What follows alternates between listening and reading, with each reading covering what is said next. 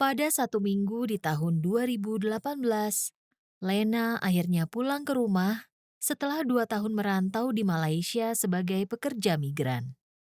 Ia sudah tidak sabar pulang. Tabungannya sudah cukup untuk bisa kuliah. Sebuah impian yang terpendam sejak lulus SMA pada 2014. Ia ingin menjadi guru dan berencana kuliah di jurusan Pendidikan Guru Sekolah Dasar di Wetabula, Sumba Barat Daya, Nusa Tenggara Timur. Ayahnya mendukung cita-citanya. Lantaran belum ada biaya, ia memutuskan bekerja. Sebelum ke Malaysia, ia sempat bekerja di toko pakaian di Wetabula, kemudian di warung makan di Anakalang, Sumba Tengah. Tahun 2015, ia mendapat kontrak kerja di Malaysia selama 2 tahun. Ayahnya mendukung keputusannya. Awalnya, ia bekerja di sebuah keluarga. Namun, karena mendapatkan perlakuan yang kurang baik, ia pindah ke tempat kerja lain. Baru 8 bulan bekerja, ayahnya meninggal dunia. Lena bersikeras ingin pulang. Tetapi kontrak kerja yang sudah ditandatangani tidak memberikan keleluasaan. Ia hanya bisa menangisi kepergian ayahnya dari jauh. Ibunya sudah lebih dahulu berpulang pada 2007. Setibanya di Sumba, Lena tidak langsung pulang ke rumah. Ia mampir ke rumah kakak perempuannya yang sudah menikah. Ia menghabiskan waktu untuk istirahat dan menelepon kawan-kawannya di Malaysia. Ia juga sempat pergi ke pasar untuk membeli kopi, gula, dan kebutuhan lainnya. Hari kedua beristirahat di rumah kakaknya, dua kerabat Lena datang berkunjung. Kedua kerabat ini adalah orang yang sama yang ia tidak sengaja temui di pasar kemarin. Lena melayani keduanya dengan sirih pinang, tradisi orang Sumba untuk tamu. Ia juga meminta adik perempuannya menyiapkan makanan dan kopi. Waktu saya mau temui mereka, ternyata mereka sudah pergi tanpa pamit. Lalu saya bilang ke adik, kenapa mereka langsung pergi, kasih tinggal ini sirih pinang. Padahal baru mau goreng kopi. Cerita Lena saat ditemui awal Februari 2025. Rupanya, dua tamu itu hanya datang untuk memastikan bahwa Lena sedang di situ. Tidak lama berselang, sekitar 10 menit, ada 3 laki-laki datang. 2 orang dari pintu depan, 1 dari pintu belakang. Om Todu dan adiknya dari pintu depan, 1 orang dari pintu belakang. Om Todu pakai pakaian adat lengkap. Om ini bilang, selamat dulu. Jadi saya sorong tangan sudah. Kami jabat tangan. Ini om langsung tarik saya punya tangan. Itu pun saya belum sadar. Lalu laki-laki yang dari pintu belakang pegang saya punya baju. Saya rasa sudah, kata Lena. Melihat situasi itu, kakak perempuan Lena langsung berteriak. Ia mencari pisau untuk menyerang para lelaki ini. 2 laki-laki menahannya. Lena panik dan berteriak minta tolong. Tetapi orang-orang di kampungnya tidak ada yang datang menolong. Adik laki-lakinya sedang pergi menambal ban. Saya menangis berteriak. Saya ingat orang tua saya yang sudah meninggal. Saya bilang pada mereka, saya bukan tidak mau kawin. Kalau Tuhan berkehendak, saya kawin juga. Tapi kenapa kalian tidak lepas dulu saya untuk perbaiki kuburan saya punya orang tua? Kenapa tidak lepas 1-2 bulan dulu? Kenapa pakai kekerasan? Lebih baik saya mati saja, kata Lena sambil menundukkan kepala. Mereka menggotong Lena dan melemparnya ke mobil pikap yang sudah lama menunggu tidak jauh dari rumah. Rombongan ini menuju rumah KBku dengan teriakan sukacita. Mereka menyerukan yel-yel seperti baru memenangkan perang atau sebuah pertandingan. Rombongan yang membawa Lena tiba di rumah KBku. Barulah Lena menduga bahwa KBku-lah yang akan menjadi calon suaminya. Namun, ia belum bertemu dengan KBku. Saya langsung pingsan sekitar 4 sampai 5 jam. Saya tidak mau makan. Jadi mereka bilang, bukan orang lain juga yang tangkap. Saya menangis. Saya bilang ke mereka, kamu lepas dulu sama saya. Habis saya kuliah, habis perbaiki kuburan orang tua, saya akan kawin juga. Saya doa pada Tuhan, daripada saya kawin, lebih baik Tuhan datang cabut saya punya nyawa. KBku menghindar, dia tahu saya masih panas. Tutur Lena. Sejak memutuskan pulang ke Sumba, Lena selalu menyimpan was-was. Ia sadar, menjadi perempuan muda yang belum menikah bisa menjadi korban kawin tangkap. Meski telah banyak dikecam, praktik kawin tangkap di Sumba Tengah, Sumba Barat, dan Sumba Barat Daya masih terjadi. Berdasarkan penuturan warga dan penyintas, kawin tangkap sudah berusia lebih dari 60 tahun. Bisa jadi ratusan tahun. Hanya saja ada perubahan-perubahan tindakan dalam proses kawin tangkap. Sebenarnya pulang dari kerja di Malaysia, saya mau ambil ijazah SMA untuk kuliah di WE Tabula. Saya punya cita-cita memang sejak dulu untuk kuliah. Saya tiba di Sumba dari Malaysia Minggu. Hari Selasa, terjadi sudah. Hanya 2 hari di rumah, kata Lena. Saat ditangkap, Lena sempat dibujuk oleh kerabat KBku. Ia dijanjikan akan dikuliahkan. Mereka juga mengatakan Lena tidak perlu takut dan khawatir karena laki-laki yang akan menjadi suaminya adalah sepupunya. Adik perempuan Lena sempat melaporkan peristiwa ini ke kantor polisi. Namun rupanya KBku bersama kerabatnya sudah lebih dulu ke sana. Umurnya berapa? Tanya polisi ke adik Lena. 17 tahun, kata adiknya. Umur Lena berapa? Tanya polisi lagi. 22 tahun, jawab adiknya. Itu sudah umur kawin.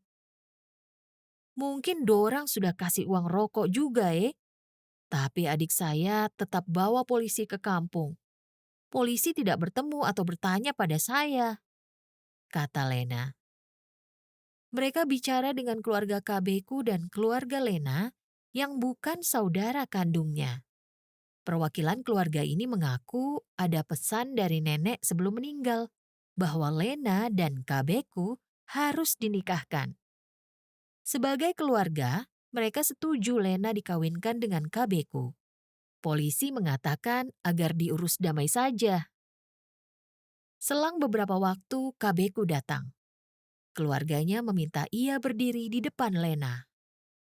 Lena berteriak, "Sampai kapanpun tidak akan suka sama KBku."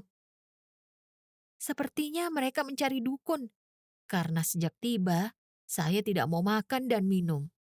Ada seorang laki-laki memberikan saya gelas putih berisi air, katanya. Lena sempat meminum air itu. Tak lama ia berkeringat dan sadar. KBku muncul di dekatnya dan menyentuh Lena. Sebagian perasaannya mengatakan KBku adalah suaminya.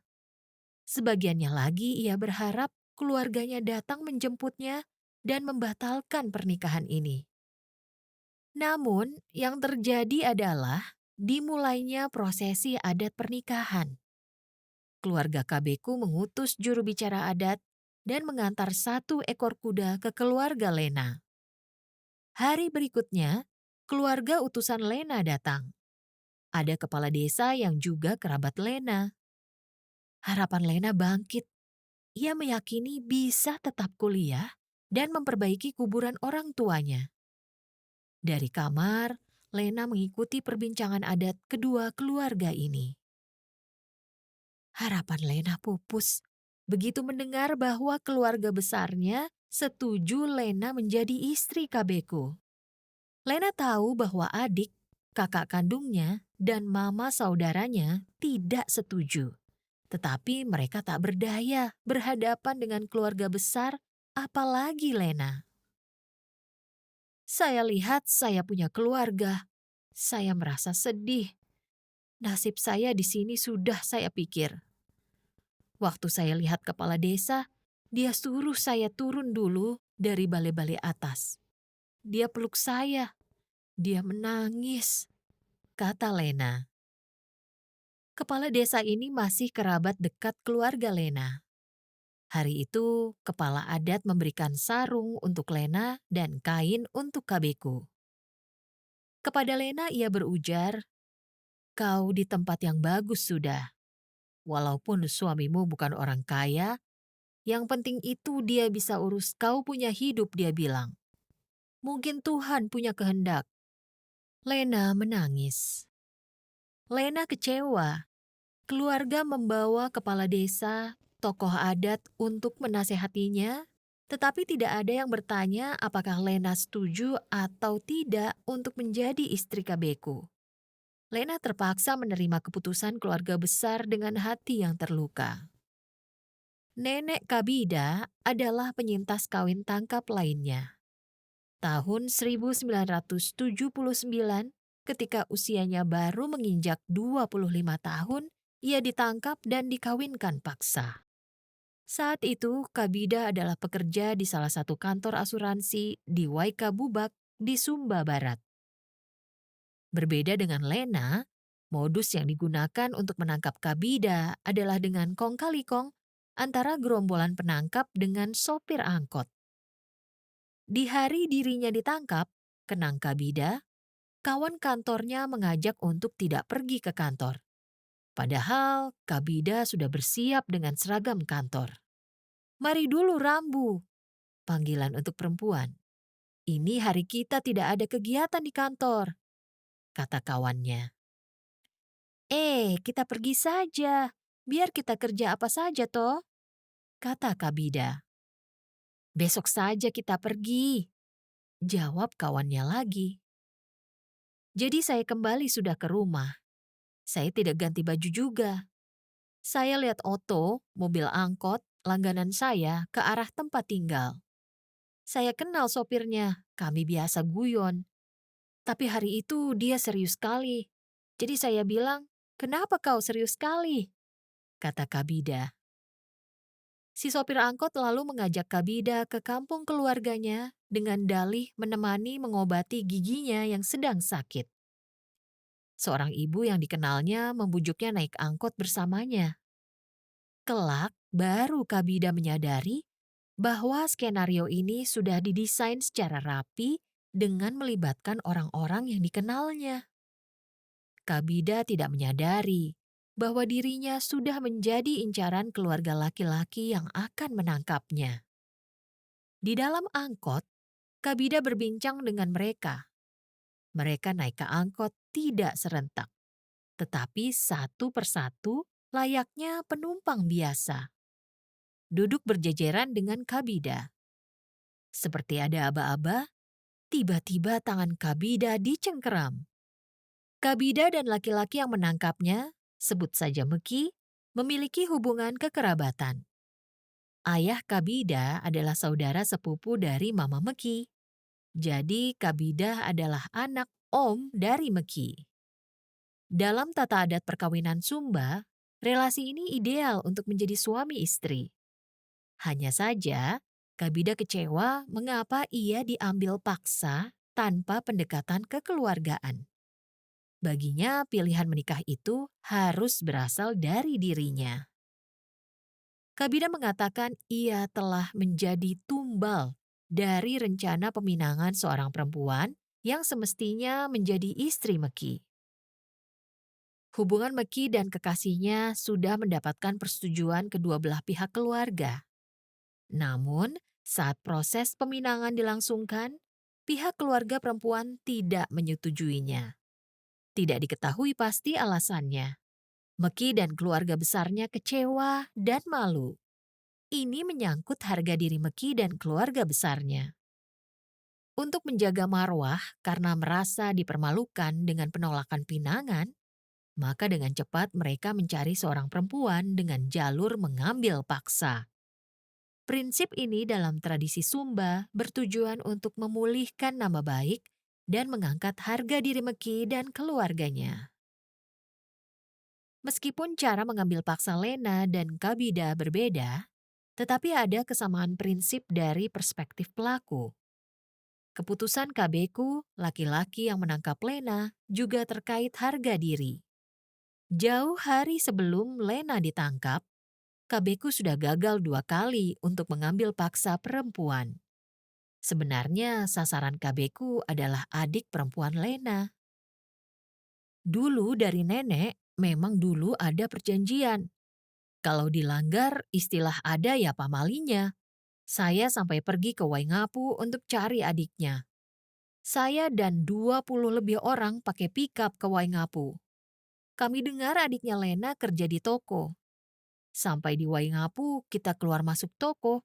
Kita tanya bilang tidak ada, kata Kabeku.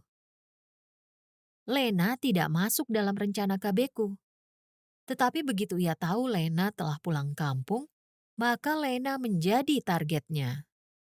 Kata Kabeku, waktu itu di rumahnya tidak ada ternak seperti kuda atau kerbau untuk seserahan belis atau mahar. Tetapi karena sudah 2 kali gagal, maka Kabeku nekat menangkap Lena. Pas saya mau bawa lari, tidak ada kuda, hewan apapun di rumah. Itu tadi di pikiran saya. Kenapa orang lain bisa, kenapa saya tidak bisa? Kata Kabeku. Hingga akhirnya ia meminta bantuan kerabatnya untuk menangkap Lena.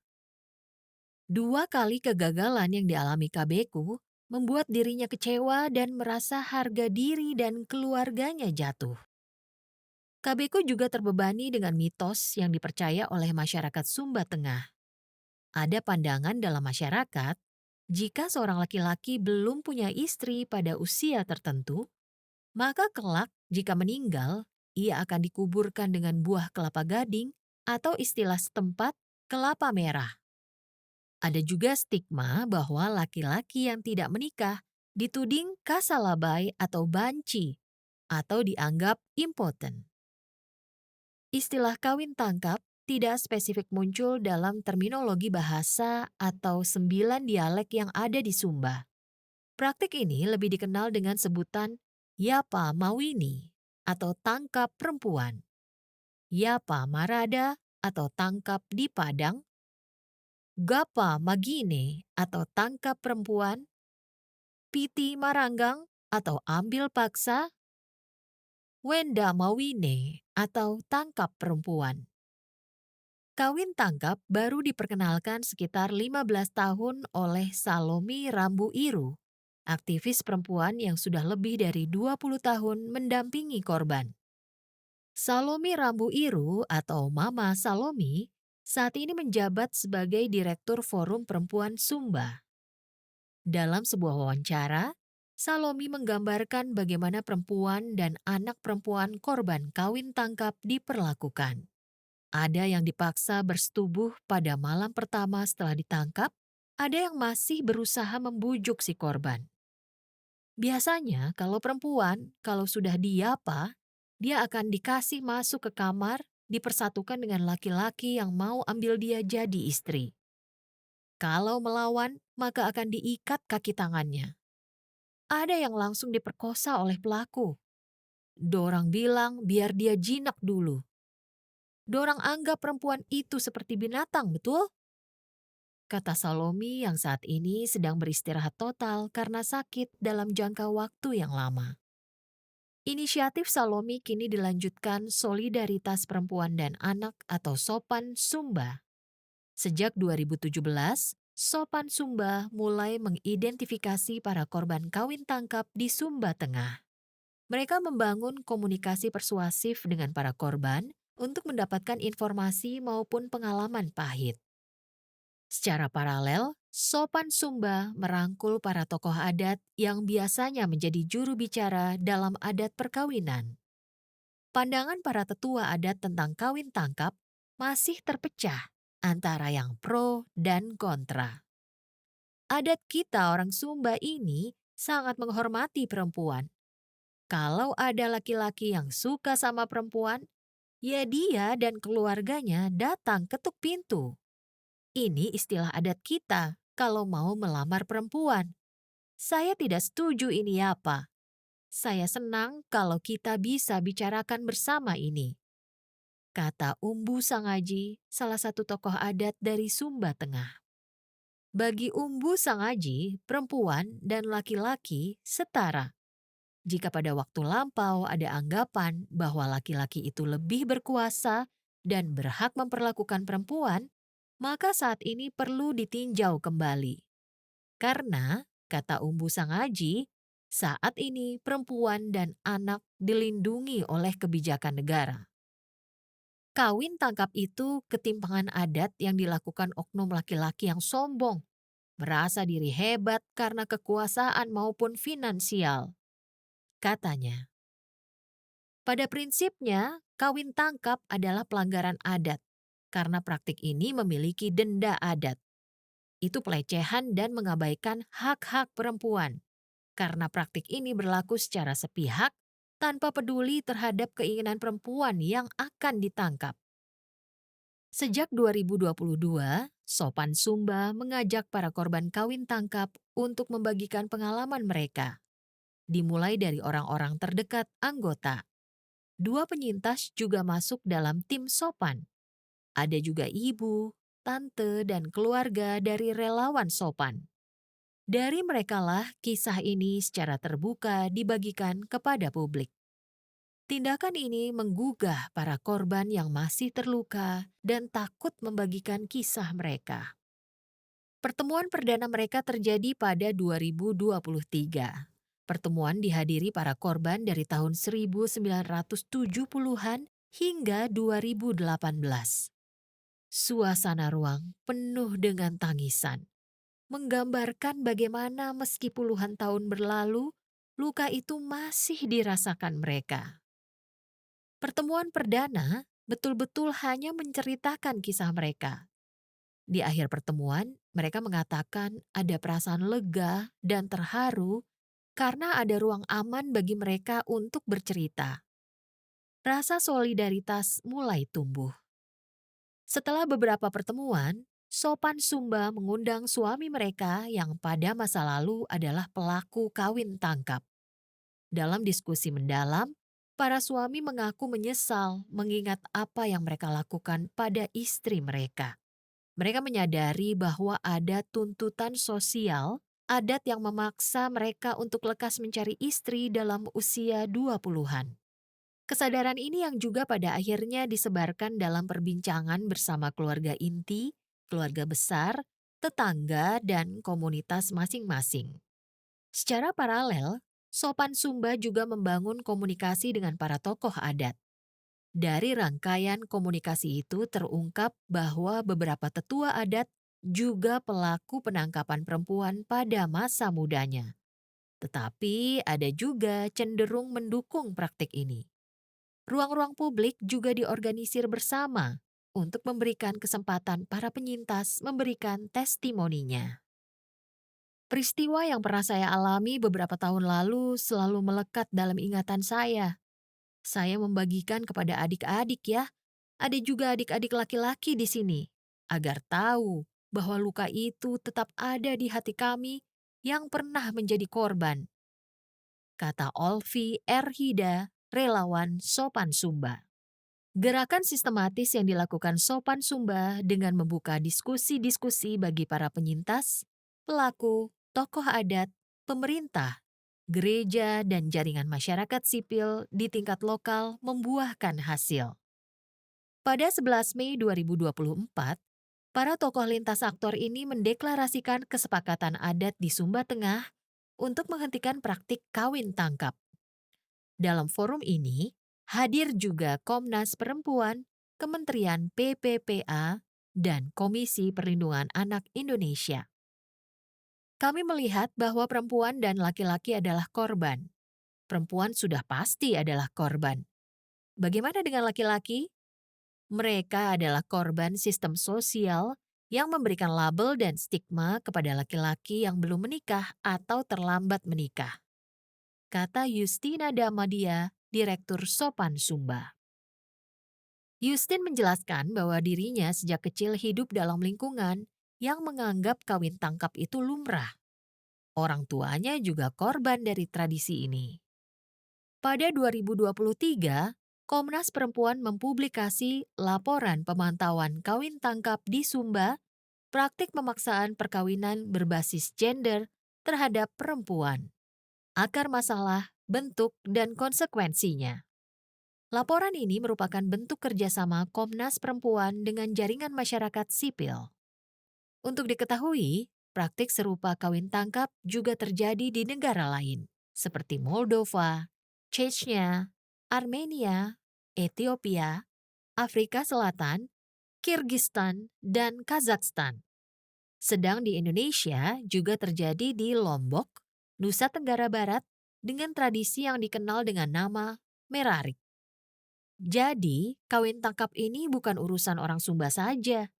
Ini isu hak asasi manusia yang harus dikumandangkan.